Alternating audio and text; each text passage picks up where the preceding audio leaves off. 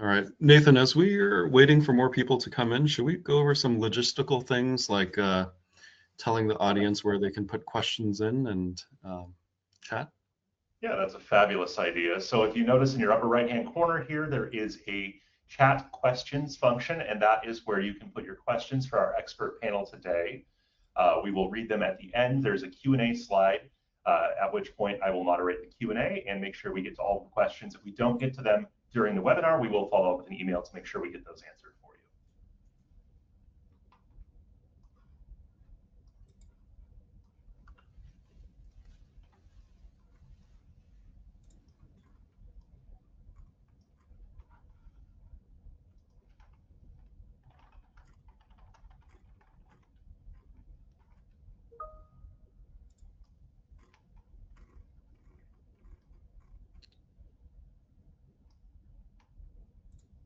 All right, yeah, I think we can get started. Fabulous. Well then, hello everyone and welcome. We're excited to have you join us today for this session on how technology is transforming modern day law enforcement investigations. I'm Nathan Hale with Milestone Systems and I'll be your host. Today we're going to have a great conversation about how technology is innovating real-time crime centers with video analytics and many, many other emerging technologies. So without further ado, let's meet today's expert panel. And gentlemen, if you'd like to introduce yourself, we'll start top to bottom. Craig, you're up. Hey, good afternoon. My name is Craig Petersen. I retired from law enforcement after serving 25 years with the Gulfport Police Department located in Gulfport, Mississippi. When I retired, I was the rank of Deputy Chief. Currently, I work for a company called TGR Technologies, where I'm one of the owners and co-founders of that company. I also am the past president of the FBI National Academy Associates, a graduate of Session 245. Good afternoon, everyone. My name is Chris Henningsen. I've been with Scottsdale Police Department for over 20 years, and I'm currently the manager of our real-time crime center. Our center has been operational for almost 5 years. And when I'm not at our real-time crime center, I'm also the current president of the National Real-Time Crime Center Association that support real-time crime centers throughout the United States. And we're focused on teaching centers teaching agencies how to develop centers, working with our partners on innovation, collaborating with each of our centers. And then obviously the education aspect is extremely important, which you'll learn more about throughout this webinar. Hi, I'm Dave Glover. I may know some of you. Most of you might know me as Glove. I've been in the digital evidence management world for about 25 years. So we've been building DEM solutions, tools for processing video, audio, data, you name it. And we are now very tightly tied in with the team at Milestone, offering new products and solutions, which we'll get a chance to talk a little bit more about today. And Timothy Convery.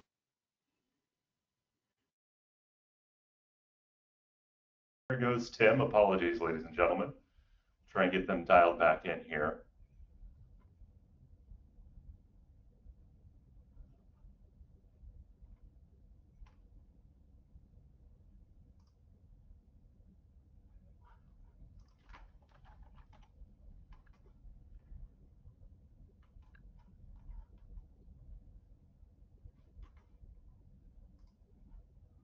There they go. I'm not sure if I got cut off and where I left off, guys, but did you get a chance to have your introduction? Yep. Are you still there? Okay. Yes. We lost you, Tim. Go ahead with your introduction. Yep. Yes, Tim Convery with BriefCam. Been with BriefCam 8 years now, and I work with law enforcement agencies all across the U.S., showing them our platform, and glad to be part of the panel today. Fantastic. Okay, great.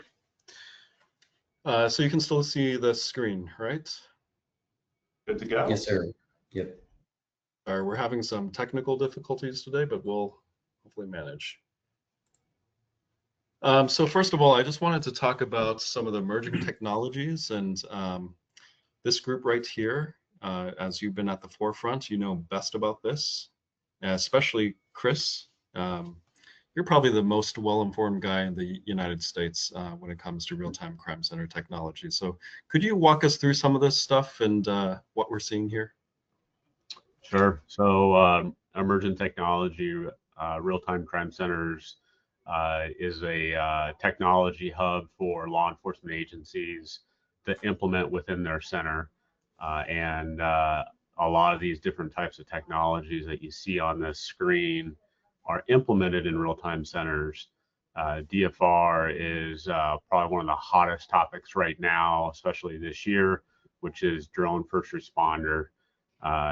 Typically, every company is a little different. Some have batteries that are exchanged in a dock system, and then some drones land on a dock and charge in like anywhere between 15 to 20 minutes, and then are available to deploy again. Some agencies will do what they call a hive or a nest, where they have 2 or 3 drone docks together, and those drone docks will deploy simultaneously, to where one will go and then come back and land to charge while another one is available. Most drones, again, times and distance location changes a little bit between each of the companies, but most drones you could typically leave wherever the drone is located and go anywhere in an entire circle around that drone, either 2 to 3 miles away, for a call for service. And then each of those drones typically will stay in the sky for about 15 to 20 minutes. Most of the time for Scottsdale, we've had a drone first responder program for a little over a year. We're typically only overhead for 10 or 15 minutes, getting the crucial information of what's going on for that actual call and providing that real-time information to patrol of what they're about ready to walk into. And it's been a complete game changer for our real-time crime center, and really allows our patrol assets, especially supervisors and lieutenants, to have a really good idea of everything going on, and then that complementary aspect of bringing in your real-time crime center to look at traffic cameras. And so you have maybe a 30-foot view for a traffic camera off the ground, and then obviously from a drone, depending on your waivers, either 200 feet or up to 400 feet in the air. Other types of technologies that are listed on here that are extremely important are the gun detection, video analytics. Artificial intelligence is a very, very large topic right now. License plate readers is complete game changer. We'll talk a little bit more about how we in Scottsdale identify a return on investment and ROI that I have to share with our command staff for every piece of technology that we have in real time. It really allows us the opportunity when we're currently in budget season. And so if most agencies are either looking at cutting or potentially increasing your budgets, but you have to really show that ROI for your technology of why some of this technology is important. And so we do that with every piece of technology. The video analytics is extremely important because for us in our real-time center, it cuts down so much time of watching video. Back in the day, detectives would watch 20 hours of video, sometimes miss what they're looking for, and they have to rewatch 20 hours of video. And so through video analytics, we can actually see what we're looking for in less than 20 minutes or 30 minutes for that 20 hours of video.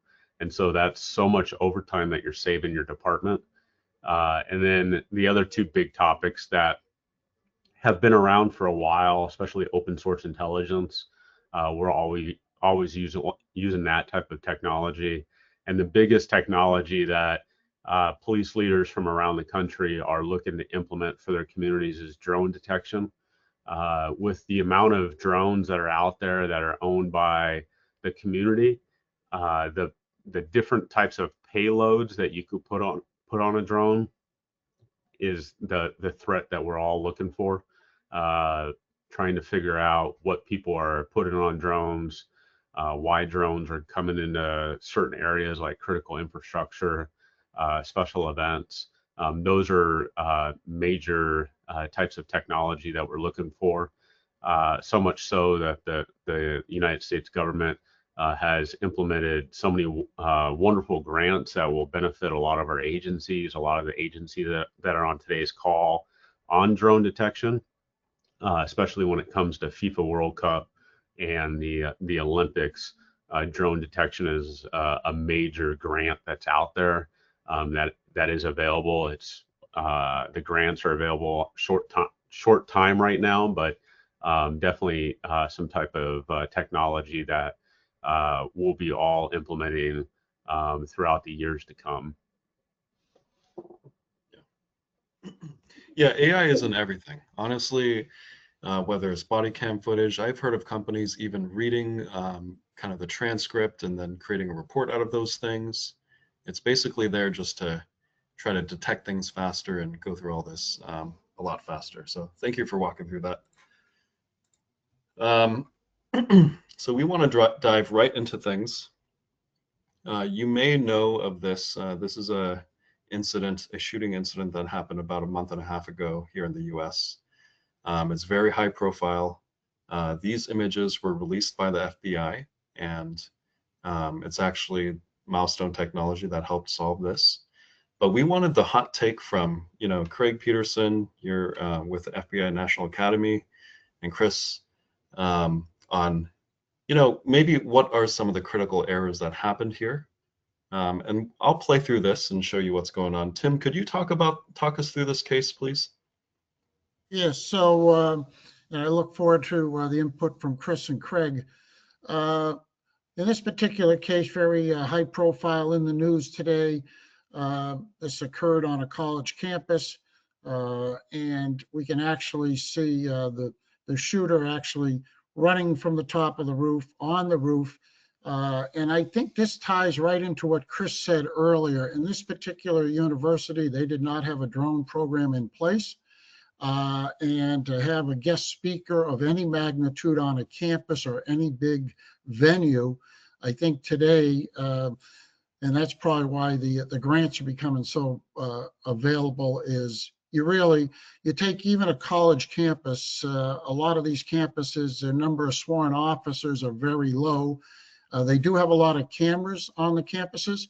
And in this case, they did have BriefCam. They do have milestone, and they got there's thousands of hours of videos they're going through. But I think Chris and Craig, as you jump in here, when we have a situation like this, unfortunately, Chris, I'm not sure in Scottsdale if you've ever had an active shooter. We hope nobody does, but they do seem to occur more and more today, particularly on campuses. But when you have a critical incident like this, what are some of the steps that are put in place? Chris, why don't we start with you?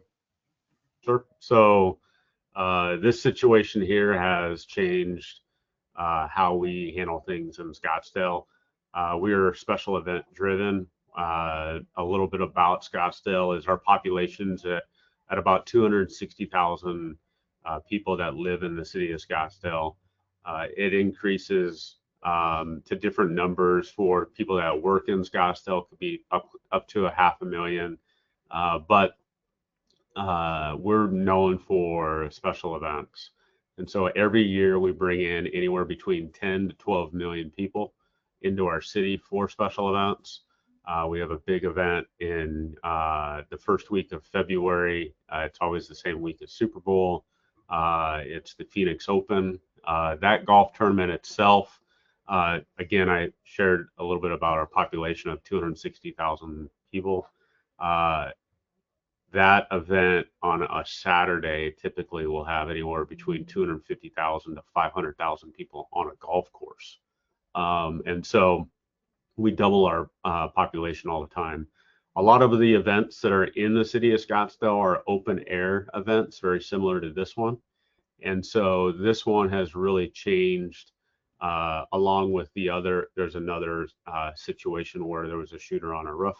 And so now all of our events that we do, we actually do drone rooftop checks. We do them almost every day.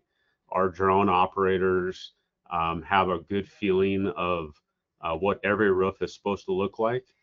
So when it comes to special event time or a major incident or a big speaker like this coming to our city, we already know what all the roofs look like. We already have an idea of what should be there, what shouldn't be there. Some roofs will have tarps on them, and so we'll utilize the FLIR detection within the drone to identify is there any heat signatures under those tarps. We've identified that before. We've sent patrol up to the roof to check under the tarps and realize that it was just like an air conditioning unit that was on. But we don't know what we don't know. And so from our aspect, we're going to check everything. That's just our protocol. We've increased the amount of officers that we have at events. We've increased the amount of undercovers that we put in the event. We've increased our field intelligence teams that is a combination of fire and police at major special events. Big events like the Phoenix Open for us, we bring in 100, 200 officers from neighboring agencies to come support us. We're really, for at least about a month, we're on a vacation freeze, so nobody can take vacation because we just need everybody possible. With real-time crime centers and having the real-time centers available, even though we have crime in our name, we're really operational driven. And so we're open 7 days a week during those major events. We're not 24 hours a day, but during those major events, we get pretty close to 24 hours a day for that coverage.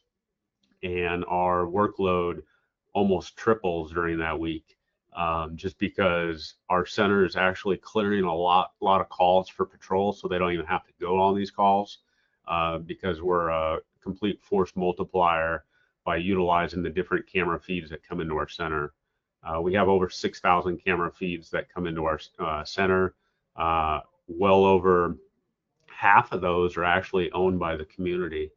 And so it's a really good community partnership that we have with about 25 community partners. Hey, Chris, just one other thing to touch upon when we talk about major events before we get to Craig. Let's talk about the Super Bowl. When that is hosted every 4 years in Glendale, how many different agencies around you actually participate and support that? So there's a model called the Phoenix model within the Super Bowl itself. And so when they travel to, they just recently were in New Orleans, and the New Orleans Real-Time Center had asked me, what is the Phoenix model?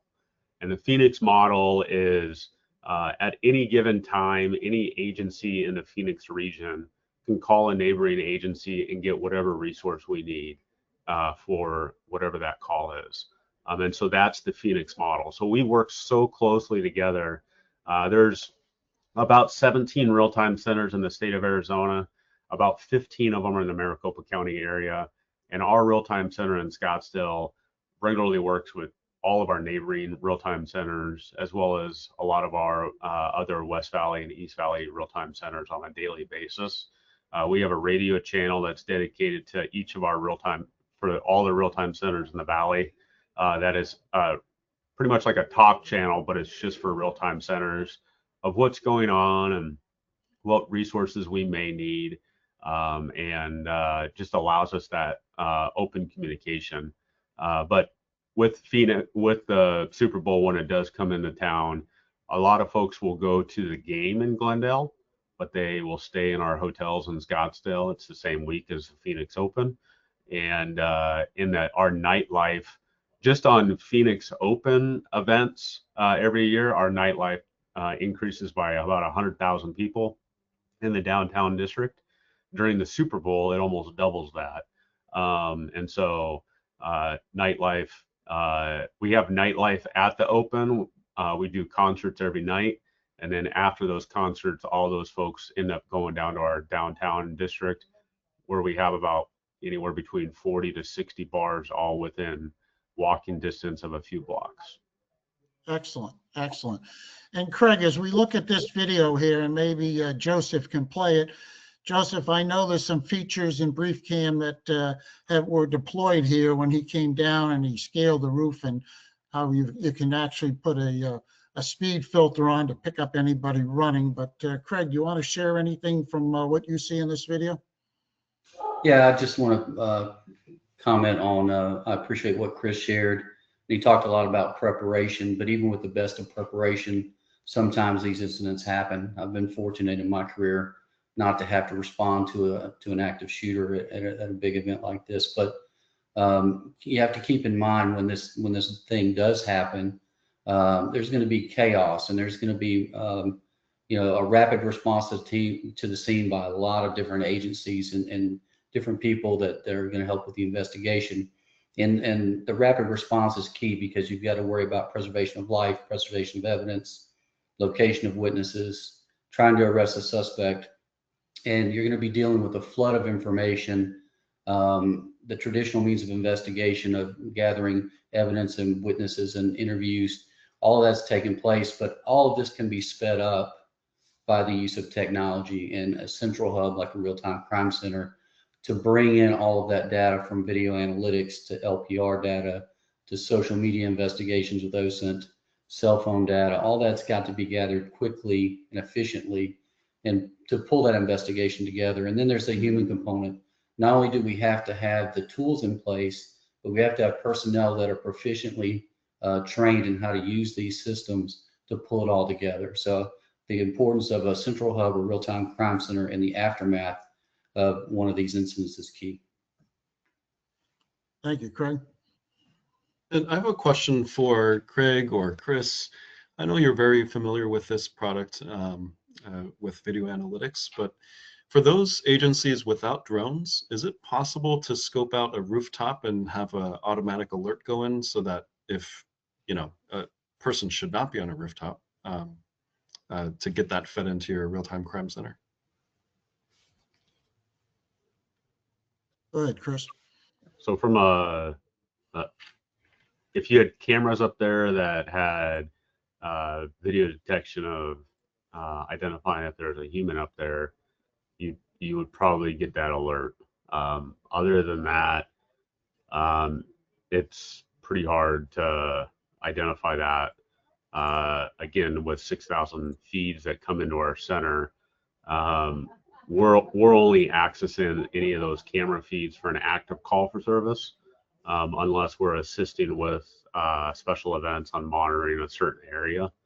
And so, unfortunately, Craig kind of mentioned it on this as well. You can prepare for situations like this, and we, as a real-time center, unfortunately take instances like this from all around the country and come back to our respective agencies and discuss with our teams, discuss with our leadership team of, hey, we don't ever want this to happen in our city. And so we're going to have to implement new technologies, such as drones, or such as video analytics, or additional cameras.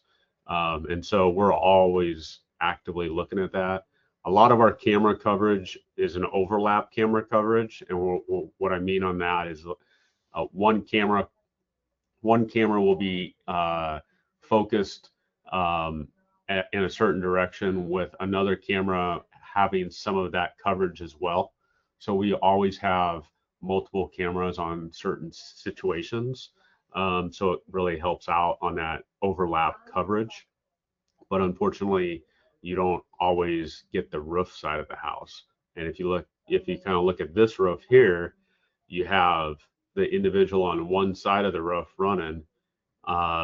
There's a good chance you have a camera on the other side that is somehow catching this structure in the middle, and you don't see what's going on that other side. So I know we have with some of the big events that we've had come to the Scottsdale area, we now have SWAT team members on roofs. And that all takes communication, because once we found that out in a planning meeting, myself and some of my team members on the drone side was like, can you tell me what roofs you're going to be on so that our drone pilots don't mistake you as somebody? Because a lot of the preparation that goes into these big events, the patrol officers in the field aren't involved in those planning meetings, and so it really takes good communication between all the supervisors and all the managers. And at the end of the day, when it comes to any type of planning and efforts and even debriefs, when you talk about debriefs of what you could do better, it always comes down to communication. It always comes down, we should have had better communication, or we should have had better methods in place to communicate better. And so when you come into our real-time center, when we're working special events, we have like 7 radios going, because we're monitoring what's going on patrol, we're monitoring what's going on at the event. The detectives that are working the event sometimes are on their own channel. So we're just monitoring all the way across the board, because we don't want to miss any type of communication.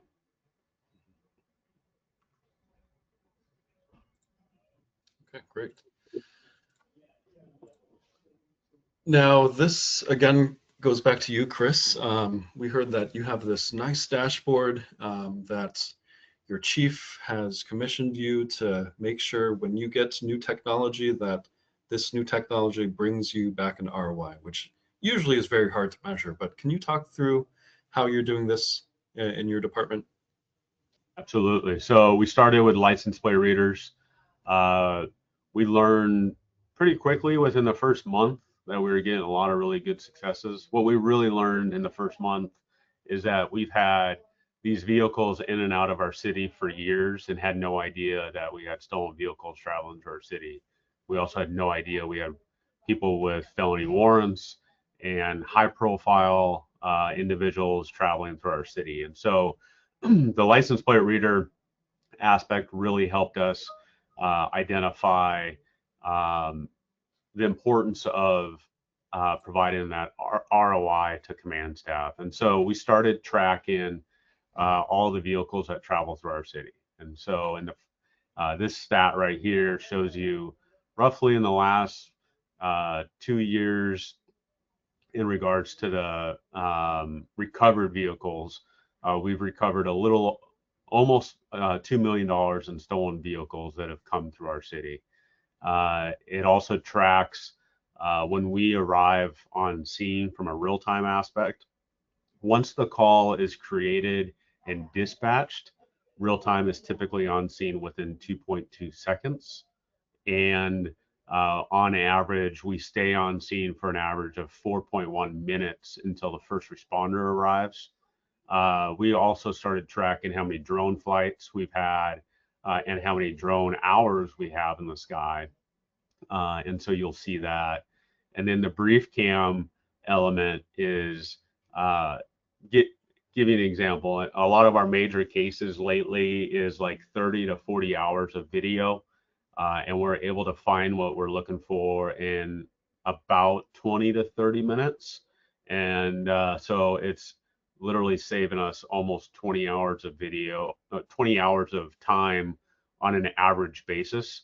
I saw there was a question about if this dashboard is public driven. It's not. This dashboard is really driven for our command staff. A lot of these questions are questions that our command staff regularly ask me before they walk into a community meeting. And they'll ask me how many hours have we saved, or how much money of vehicles have we recovered, how many vehicles have we recovered, how many felony arrests have we supported. And so as these questions continue to become more asked questions, I add them to this dashboard, and any member of our command staff can open up this dashboard and see it in real time. It does change, it does fluctuate a little bit, especially when it comes to that 2.2 seconds or that 4.1 minutes. A few months ago, it was about 5 minutes that we were on scene, and now patrol is able to get to some of the scenes a little quicker.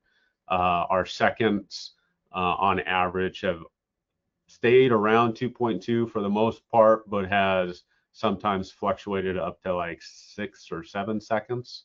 But we're always on scene within seconds.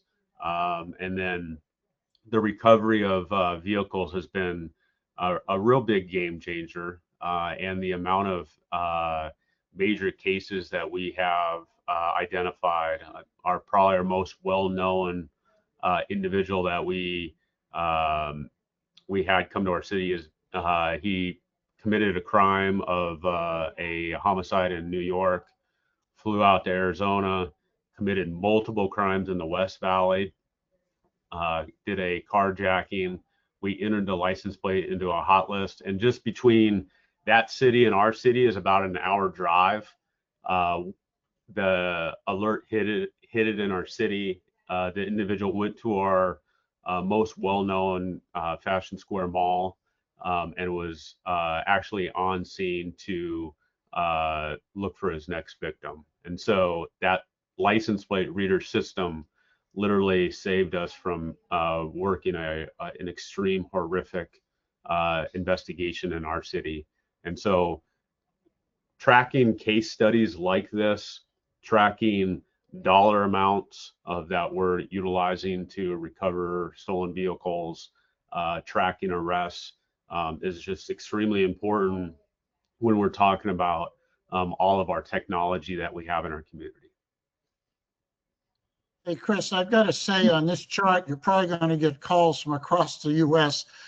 I do presentations to command staffs across the U.S., and I always ask the question, how much time do you spend reviewing video? How much money do you spend on overtime? And the answer I get all the time is a lot. But I don't know if any chief or deputy chief or sheriff really wants to put the pencil to it and find out what they're actually spending. So to have a chart, and I know we talk about these type of new features at the real-time crime center meetings. I mean, a lot of people are getting into real-time crime centers, but none of them have taken the initiative, to my knowledge, to the extent what you're doing here, to be able to quantifiably give an ROI on each technology. So I think it's just another thing that I'm glad you're sharing with everybody, because this is a great chart, and I have not seen it myself before, so thank you. And one of the questions that just came in is, what technology are we utilizing this with? And so for us as a real-time center, we're really big about not creating something that somebody else in your department or your city can work on. So like, we work real closely with our traffic management center. We work closely with our technology services division, and they have helped us tremendously. And so they helped us with this dashboard. This dashboard is a Power BI dashboard. It connects into SharePoint, and it's just, again, super easy through that technology. I have an outstanding team member that is really focused strictly on this dashboard. And as the questions change from command staff, and I start to get the same question month after month after month, we'll start to implement that into this dashboard. To go back to Tim in regards to BriefCam, I can tell you that the amount of time, if we had to watch the amount of videos just in the last 3 months, is over $100,000 if we had just had one individual look at all the amount of videos that we've had for either violent crimes or some property crimes or collisions. We could definitely identify 1 or 2 bodies in our department that could do this strictly full time. But with the analytics within BriefCam, we have literally saved hundreds of thousands of dollars by not having to watch all this video to look what we're looking for. Thank you, Chris. Joseph. Great. Here's an interesting study from one of our great users over in Hartford, Connecticut. Tim, could you talk to some of the numbers on the screen here? Yeah, so these numbers here, and Craig and Chris can probably also chime in as we go, but I think it's really backing up what Chris just said about having the right technologies in place in your real-time crime center. Even if you don't have a real-time crime center, everybody is reviewing video. But I think the key here is when you look at the number in the middle here, you know, where it says there is a 617% increase in the likelihood that the case is solved if video is associated with it. Guys, you know, I talk to so many people that tell me they're putting up, Chris, camera after camera, and I'm like, okay, how are you reviewing that video? Well, we're putting up more cameras. I said, well, everyone I talk to, the number of sworn officers is a challenge keeping that number up. And Craig, I think you know as well as anyone from your time as deputy chief, the challenge of having the sworn numbers up there is one of your biggest challenges in law enforcement today. So what can you talk about on these numbers here? Yeah, well, first of all, your point is valid across the country and here locally. Retention and recruiting of officers and getting them into the field has been a challenge, and most agencies are trying to do more with less. So the increase in technology is one way to do that, but you have to have a way to review it. And this chart speaks to me from my days in investigations, because we all know that eyewitness accounts are not always reliable. In my time, even the best eyewitnesses probably didn't get all the details correct. So, and there's a lot of factors that go into that, inattention, stress that happens during the event. So all those things are factors in that. But true, when we have video of the event that happens, I mean, that's a better piece of evidence for us when we go forward in prosecution. Excellent. Yeah, these numbers are from Hartford, the city of Hartford, where Sergeant Mastriani pulled these numbers together. He said he was experiencing roughly about 200 gun-related homicides a year. And when you see the numbers down here, video is actually more effective than witness statements, than print collections, or even DNA. So it just speaks volumes.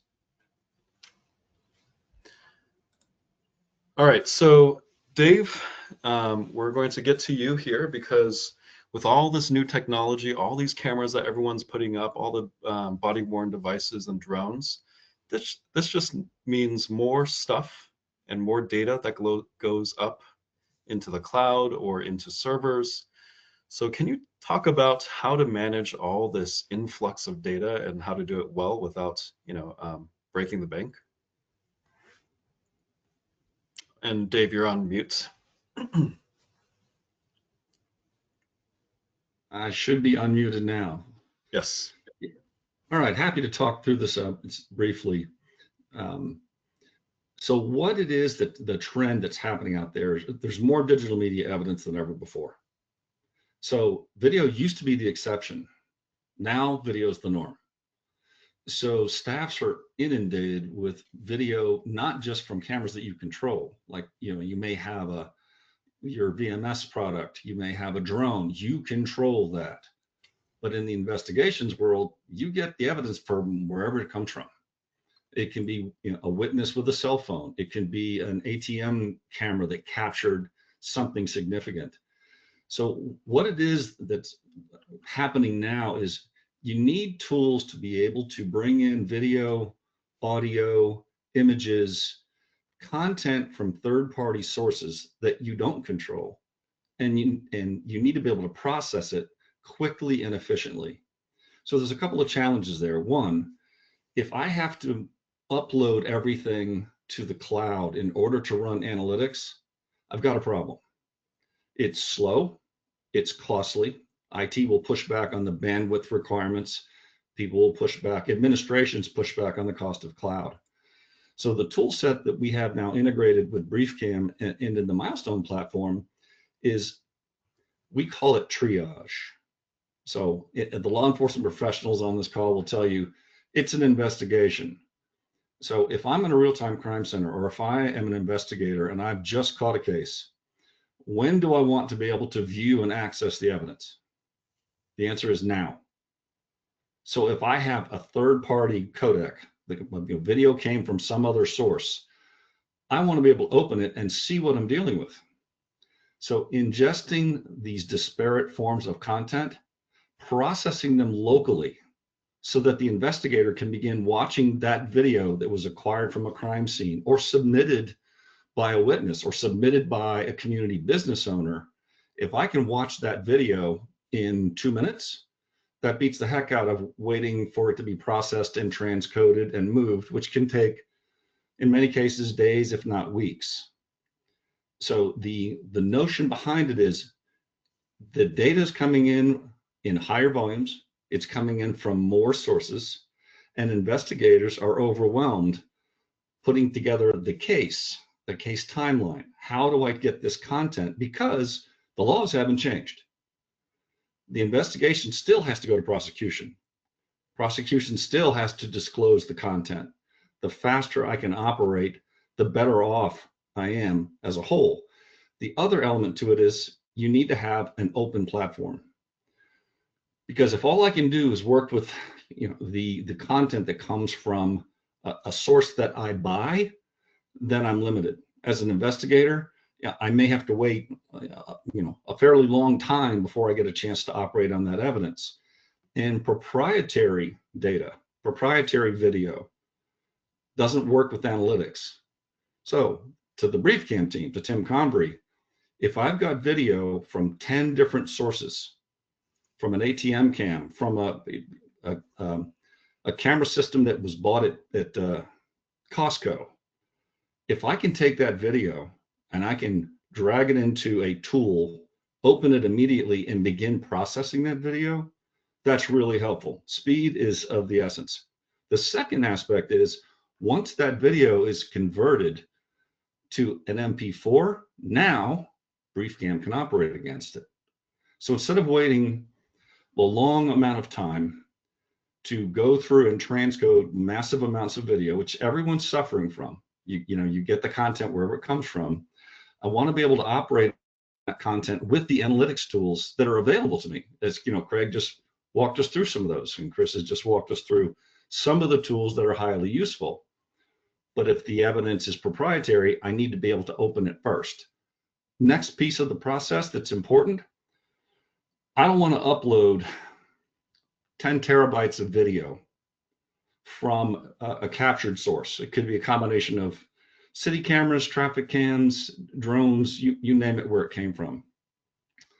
I don't want to upload all of that because there's only 3 minutes of relative content that I need to be able to submit. And I want to submit that to the investigators and to the prosecutors now, not 3 days from now. So when the investigation is active, a real-time crime center is getting information from the public. The sooner I can operate against that information, the better job I can do. So these tools are in many ways new to the industry. They're open format, and I think it's very important that they be affordable so that agencies who don't have the resources of a Scottsdale, for example, can still operate and interoperate with all the real-time crime centers in their region. So those are the tools that are coming out, and the data trends are, the data is not going to slow down. The data is going to get bigger. Every single thing that's out there, Ring cameras, everyone, you get 200 witnesses with a cell phone recording an incident, and that video and that audio could be essential to the investigation. Well, I need to get that in the hands of the investigators and in the hands of the legal system as fast as it can possibly be done. So that's the data trend. Joseph, Great. Back to you. Yep. Thanks, Dave. Yeah, with cloud, I have a home security system as well with 4 cameras and a Ring doorbell camera. And while it's in the cloud, it's very nice. But technically, I don't own that data. And as soon as I stop paying my subscription, I could lose access. So that is one of the downsides of that. So we wanted to jump into our second and final case story of the day. So this is a drug house bust. This is again in the city of Hartford. The mayor was getting calls from concerned citizens saying, there's known drug activity on the streets. and we need to shut this down as quickly as possible. Tim, could you walk us through this case and while I play this video? Sure. So I think what's happening again as we go back to conversation, number of sworn that are, everybody seems to be down in this particular case, and we get it all across the country. I'm hearing more and more covert cameras going up. And in this particular case here, in Hartford on the street, they're having a drug problem in a school zone. So a poll cam was put up. It's a 12-hour video, and anybody in law enforcement knows that 12 hours is probably turning into about 18, 20, 22 hours. Stop, go, stop, go. We 2-exit, we 4-exit, we miss stuff. So in this case, utilizing BriefCam, they pretty much, they wanted to identify where the drug problem was. So what we did is Hartford PD went in and took all the cars off the street. They just clicked on our simple filter for people or potential customers. And once they clicked on that, we put a heat map on the street, which we just did now. And all of a sudden it's showing us 2 hot spots on the street, one on the left, one on the right. And then we have a filter called common paths. So as Joseph clicked on that, all of a sudden we saw the movement from one side of the street to the other. So in this case, if you sent your SWAT team over to the left side, you're going to get a lot of cash, but you better hit the other side of the street because they're sending them over there for the pickup. So now, real quickly, HPD knew where the first house they wanted to look at. So we have a simple filter that is called a path filter. And all we're going to do is draw a path right up the front stairs. And we're asking the AI, I only want to see people going in to make a buy. And right away, you're going to see we have a few hundred people going into that house. And then this evidence was presented, probable cause, got a search warrant, guns, cash, drugs, our history. And in this case, the chief's happy because the mayor's not calling him for at least another day, and we've taken drugs off the street. And we've done it in very short order. And this one here on the chart that Chris showed us earlier, this would have been off the charts, I guess, because to be able to go through a 12-hour video in under 2 minutes, isolate, identify the problem. That's what we do at BriefCam. Craig, you want to jump in on this, just some of the challenges you had? I know not having technology like this, and what transpired? Yeah, absolutely. You know, we use covert cameras and poll cameras for investigations. When you brought that information back, you had to have detectives sit there and look at it minute by minute, hour by hour to get the information that you needed. It took up a lot of time. As Dave mentioned earlier, time is of the essence in these investigations. So to have a tool like this and speed it up would be paramount, would be fantastic. And then Chris, when you think about, I'm sorry, go ahead, Tim. Go ahead. No, go ahead, finish up and then I'll have Chris jump in. Yeah, when you think about a case like this, as Dave mentioned before, when you go in and you serve the search warrant, there's going to be more evidence collected that the investigation doesn't stop with the arrest. They're going to collect computers and phones and other digital evidence, hard drives, documents. There's going to be a lot of evidence analyzed in order to find more co-defendants and to further that case. And again, to have the technology that we're talking about here today is a must in today's society. Chris, you want to just jump in from some of your experience too?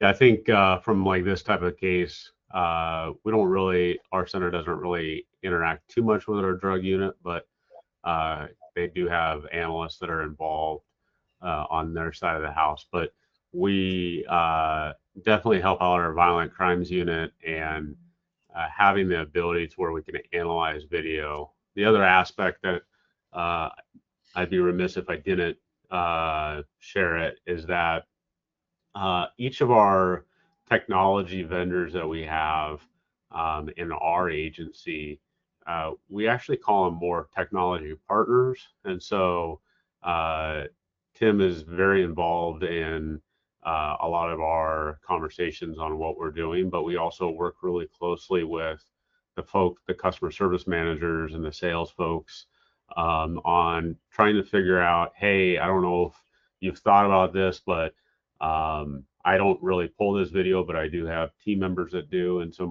I include all my team members into those conversations when each of our technology partners come and visit our city, and really allow them to share new techniques that would make it easier for them to find things, or different features. So all those features on the right side of BriefCam all really came, and Tim will be able to share more about it, but a lot of those features all came from one-on-one meetings with different customers.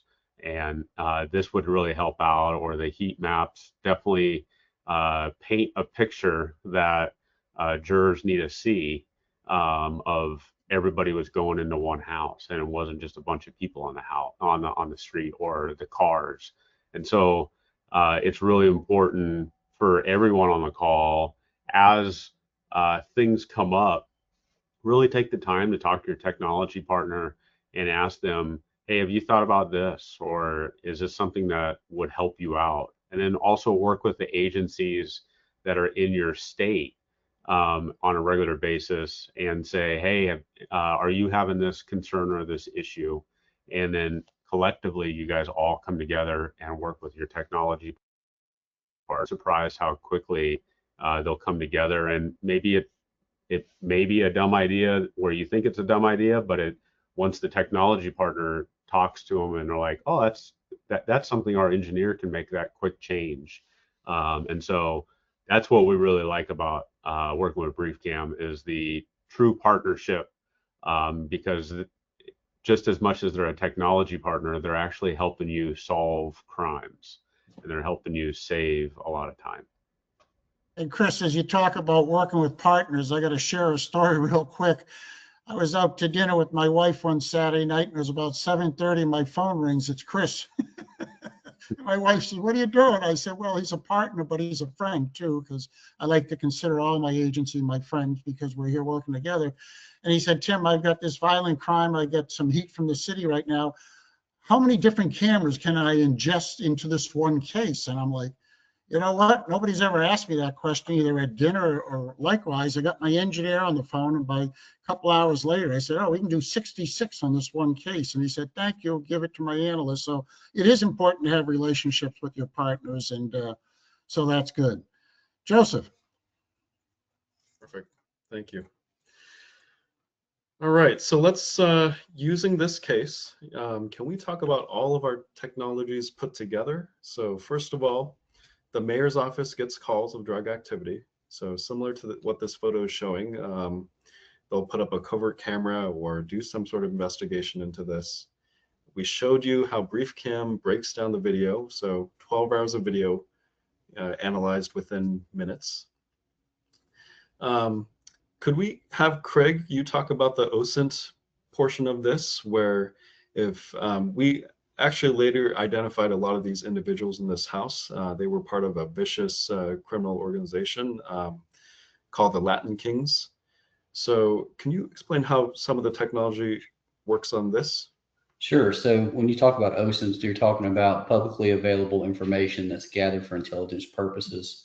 And I don't know that this particular tool is used in this case, but for an example, there's a company that we partner with called Shadow Dragon, based out of Alabama. And they offer a tool that, much like BriefCam, allows you to search the internet for social media sites. I can put in a phone number and hit search and search over 500 sites in seconds.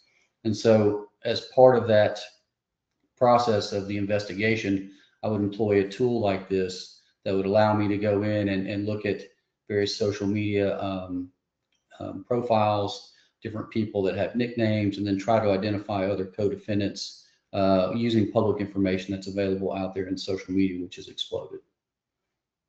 Great, perfect, thank you. And Dave, we're going to round out this session with, could you talk about how all this third party, you know, every neighbor has a Ring doorbell camera. So when they put all this third party information into your system, how do you manage that? How do you make sure that just the relevant information is sent to the prosecutor's office? So there's a tool set, and it's called a data engine. And so I can ingest content from any source, documents, if you have a social media scrape and that becomes relevant to the investigation, therefore it becomes evidentiary, therefore I have to provide it to the prosecutor. And as we all know, the prosecutors don't watch even a fraction of the video that you produce. That's the fact. They don't sit and watch all the videos submitted into evidence, and they're not going to. So having a tool set to be able to assemble a case timeline with all of the relevant digital material, reports, images, interviews, audio, a pen link tap. This is all information pertinent to an investigation, but by law, I have to assemble it. So when I'm assembling this content, you need to have a way to process. And in this case, what you're looking at right now is, here's all these different sources: drone video, third-party video, transit video off the bus and rail system, platform video. Cell phone dumps are still a royal pain in the neck, right? So there's 500,000 files here in this case, and I need to be able to drag and drop that into an interface so I can begin to analyze and utilize that content. I need to view that information now. So this particular solution supports natively over 2,000 proprietary video formats. So if I got video from a vendor, I think to Chris's point, you work with your vendors. Well, the vendor has a specific video format and a specific form of data. I need to be able to ingest that. I need to view it now. I want to be able to run that through BriefCam. I want to run it through analytics.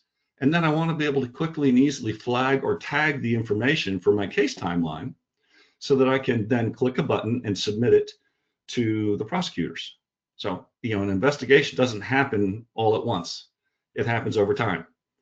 And I need to be able to continue to submit content into that case. So whether you're using the Milestone XProtect Evidence Manager, perhaps you're an agency using Axon, and Axon you're required to submit the content to. This type of tool set submits it to wherever the customer wants to take it. And so the philosophy on this Milestone solution is it's your data. You should be able to do whatever you want with it. And that's where the notion of the modern policing data challenge comes in, because policing's got all this technology, but the prosecutors aren't keeping up. And so we have to be able to move more quickly and save the resources so that police officers can do policing as opposed to babysitting files and uploads and conversions, et cetera. So Glove, tell us what we're looking at here. We're seeing that terabytes of video footage is being processed here, but yeah, it's in a weird AV3 format. Can you tell us what this is? And yeah, sure. Yeah, AV3 is a format.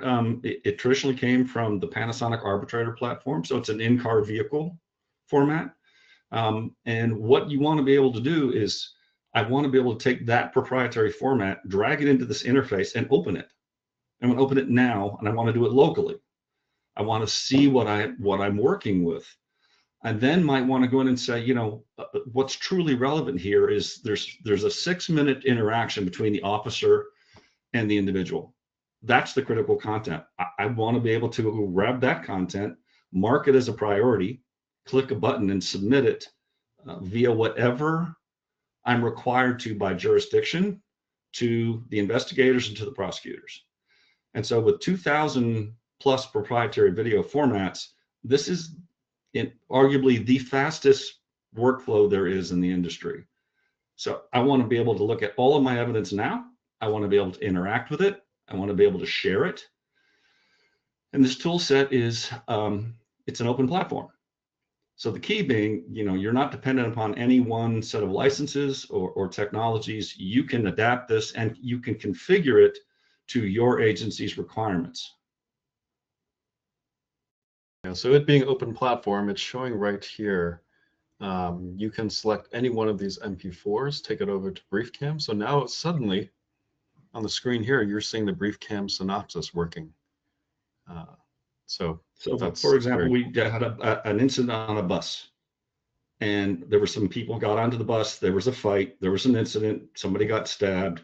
and they wanted to go back and they wanted to take all 8 angles, all camera angles from that bus, and they wanted to search for a specific set of individuals. This process enables that. Great. Despite the fact that it's proprietary video from a specific vendor. Perfect. Thank you. All right, Nathan, I'll kick it over to you. Fabulous. Thank you, gentlemen. This is fantastic stuff. So we have a couple more questions here that I wanted to read to you. So we'll start with Chris. What's the dynamic of the relationship between the chiefs and sheriffs and the RTCC supervisors? So a lot of the successful real-time crime centers that we've seen across the country is that what makes them successful is that their police leader, whether it's a sheriff or a police chief, interacts with the manager or the supervisor of the real-time center on a monthly basis. It allows them the opportunity to communicate on a regular basis through that month interaction of what is going on. I can tell you the real-time center that we established in Scottsdale 5 years ago is not the real-time center that we currently are in today. We've changed in so many different positive directions because of the great technology that we have, as well as the different people skill sets within the center. And that change is so important because our police chief at the time, when we started the center, and we now have a new police chief with the very same similar leadership style as our last chief. He's really focused on moving us forward to more hours of coverage, supporting detectives on more of their investigations. And so again, a lot of that is because of that month interaction. And that month interaction also drives more interaction with my assistant chief and with my director, almost to a daily basis or a weekly basis, so that before we have that monthly exchange with the chief, my entire chain is heavily involved. And so gauging what success looks like from one real-time center to another, the biggest common thread that we noticed is if a police leader, whether it's a sheriff or a chief, is leading that agency, is involved on a monthly basis, they're going to have a successful center. One more sort of follow-up question tied onto that. How do 911 centers work together with RTCCs? So great question. If you're not working with your 911 center, I strongly encourage you to walk over there and introduce yourself and build that relationship. Every month, I have partnership meetings with not only my technology partners, but I meet on a monthly basis with my communication manager, my traffic management center manager. And in those monthly meetings, we talk about what the vision is. And our vision changes as special events come up, where we have open dialogue on what is going on. And having that allows us the opportunity to learn new technologies that 911's doing, and allows us to get some of that new technology for our real-time center. In exchange, they want something too. And so our exchange is fairly easy for us to do. We just share all the video that we have for traffic intersections and drone video into our 911 center. And that really helps prepare the 911 operators as they're taking calls of what is going on, to ask additional questions. They don't necessarily take over our job, but they have more information and more tools at their disposal as that 911 call is coming in, because they're seeing the video. That's awesome. And then just sort of a generic question to you, Tim. What are some of the biggest changes with all of these emerging technologies that you've seen over the last 5 years? I heard you've got a great Elk Grove example. Yeah, we go back a while. Chris and I go back. I remember we got invited out. Chris, I don't know, maybe it was about 4 years ago, maybe a little less. Elk Grove, I think at the time they called it a symposium, and it was, what if we tried to develop more real-time crime centers? Do you think there would be a need for maybe a committee, a board, an association? And so we were out there in Elk Grove, and Jamie Hudson was the real-time crime center manager at the time. And there were a handful of us in that room. And I think at the time, Chris, they had talked about, oh yeah, maybe in the next 3 years will be a couple hundred. And I think the proliferation just in the last year, we might have had 300 in 1 year. But just when that first started, and a group of individuals like Chris and some other folks, we were out there. And today, to see where it is now, I just returned from Cobb County, the Real-Time Crime Center, a month and a half ago. And the best conference I've ever been to in my life. And guys, I do 15 a year. And the FBI runs a great one. A lot of them run great ones. But the interaction, everybody that was at this conference, they had one purpose in mind: utilizing technology to help keep their community safer, their officers safer, and to combat crime. And I think today, what I'm seeing just in the last few years, which all started for me in Elk Grove. Now, there's been some agencies that have had real-time crime centers for 8-10 years, but that's an aberration. But what we've seen and what we're going to see come next August in Phoenix, I mean, the knowledge, the need for real-time crime centers, Chris can tell you, has grown so much. We can't have it in a hotel anymore. We got to have it in a convention center, and that's why we're going to be in Phoenix. And well, it's heartwarming to see that there's technology out there that's really helping to drive and combat crime. So that's what I would say. Chris, you might touch upon it a little bit more. You were part of that at the beginning. Yeah, I'm super excited. Again, when I first helped lead the effort to start the center or the association, I thought maybe 100 members the first year. We finished the first year with over 1,000 members. We're at almost 1,000 real-time centers across the country. Fast forward 3-4 years later, and the momentum is still moving. The folks that attend our conferences are the folks that work in the real-time centers, the management, the police chiefs and sheriffs. We're also seeing city elected folks, city council members, mayors, governors, and they all play important active roles. So as real-time centers look at new technologies, they have some of their city management there, and they can walk them over to the booth and kind of talk to them about what's going on. And so I get really excited about talking with Tim and our other technology partners to learn about their experience. I'm always trying to figure out their experience at other conferences and figuring out how we can make this even better. But the communication that we have between real-time centers and our technology partners and our partner associations are so important. We're not looking at ever reinventing the wheel. We work with great associations. We're in conversations right now with FBINAA, as well as multiple other associations. We have about 15 different associations we currently partner with.